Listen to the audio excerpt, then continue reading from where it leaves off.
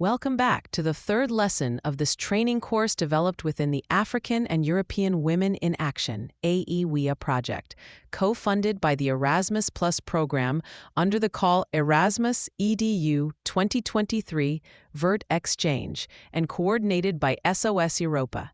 In this session, we continue directly from where Lesson 2 stopped. In Lesson 2, we explored the foundations of intangible cultural heritage, what it is, why it matters, and how it connects to women's identity and leadership. Now, in Lesson 3, we go deeper into how intangible heritage can become a practical tool, not just a cultural concept. We will explore how young women can use intangible heritage in advocacy, community building, and digital storytelling, turning cultural knowledge into real social impact. Why intangible cultural heritage is a living resource. Intangible cultural heritage, songs, rituals, oral traditions, craftsmanship, culinary practices, community values, is not frozen in time. It evolves, adapts, and responds to society. In Lesson 3, our first objective is to understand intangible heritage as a living resource. This means it lives inside people, not in museums. It changes because people change. It belongs to communities, not institutions. It can be preserved by using it, not by freezing it. For young women, this has a powerful implication. Heritage is something you already have, and you can use it actively to create meaning, identity, and connection. Women as keepers, interpreters, and innovators of heritage. Across Africa and Europe, women are often the main custodians of intangible heritage. They teach songs and stories. They transmit traditional knowledge. They guide rituals and family customs. They preserve languages and dialects. They pass on crafts, cooking traditions, and healing practices. But Lesson 3 adds a crucial point. Women are not only guardians. They are interpreters and innovators. Women adapt traditions to new contexts, to new challenges, and to new generations.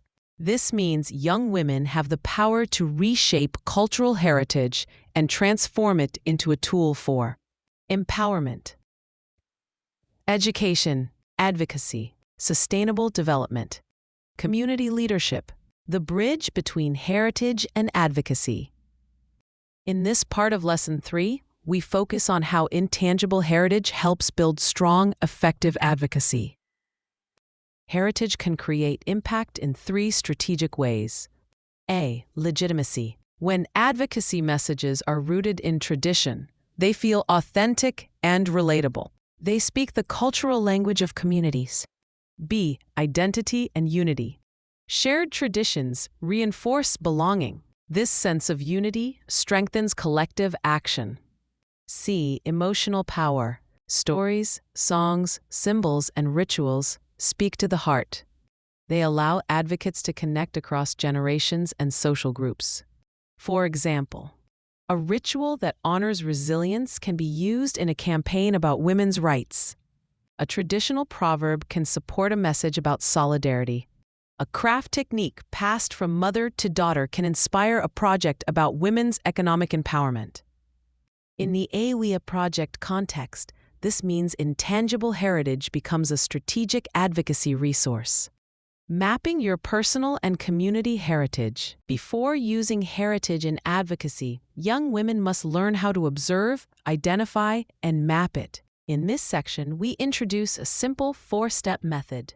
Step 1. Observe. Look at your environment.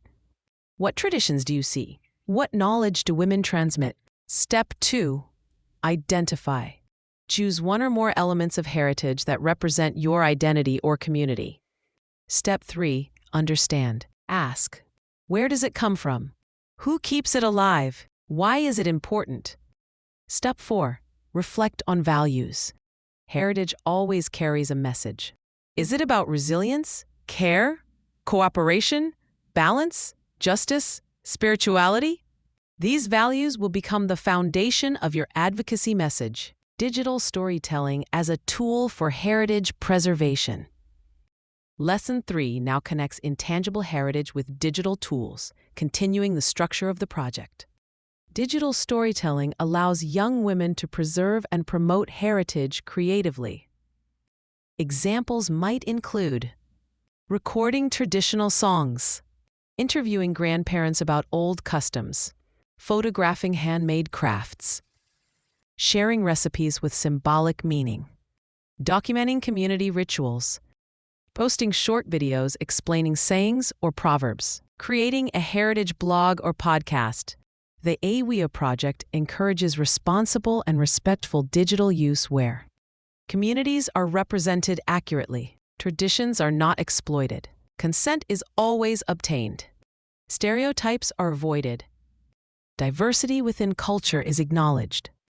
Digital storytelling is powerful because it transforms heritage into a shared space across Africa and Europe, turning intangible heritage into an advocacy message. This is the core practical part of Lesson 3. We introduce a 3-part structure. The heritage element. Choose a specific tradition or practice. The social issue. Connect it to a relevant issue, e.g., women's leadership, education, sustainability. The message. Create a statement, slogan, or visual that uses the meaning of the heritage element to support the issue. Example: if your community has a traditional story about women who protect the village during hard times, you can use it to support advocacy on women's leadership in climate resilience. Heritage as a tool for intercultural dialogue. AEWIA is built on cooperation between African and European young women. Intangible heritage becomes a bridge between cultures.